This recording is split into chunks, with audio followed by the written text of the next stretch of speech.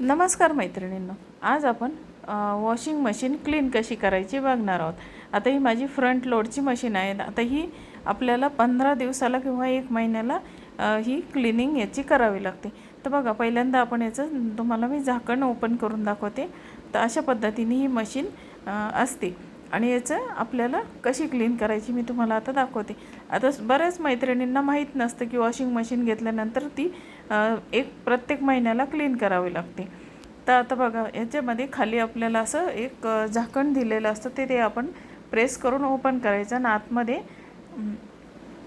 आतमध्ये आपण हे फिरून आपण हे काढायचं आहे.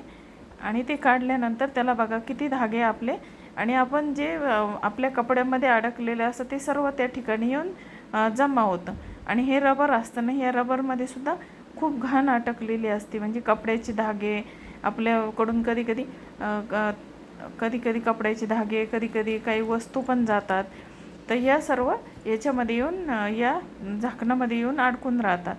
तर बघा, अशा पद्धतीने हे काढून घ्यायचं आहे झाकण. आणि आपण आता हे झाकणामधले सर्व अडकलेले धागे आपण ते हातानेच काढावं लागतं, कारण ते ब्रशनी बिलकुलही निघत नाही.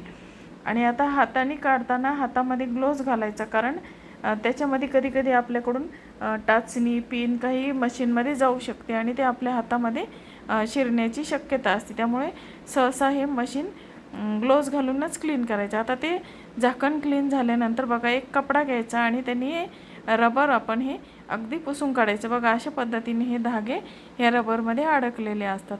आता माझं हे वॉशिंग मशीन कम ड्रायर असल्यामुळे याच्यामध्ये खूप धागे अडकलेले असतात, कारण ह्याच्यामध्ये कपडे हे माझे सुकवले जातात. तर बघा, अशा पद्धतीने हे रबर आपण क्लीन करून घ्यायचं हे प्रत्येक महिन्याला. धन्यवाद.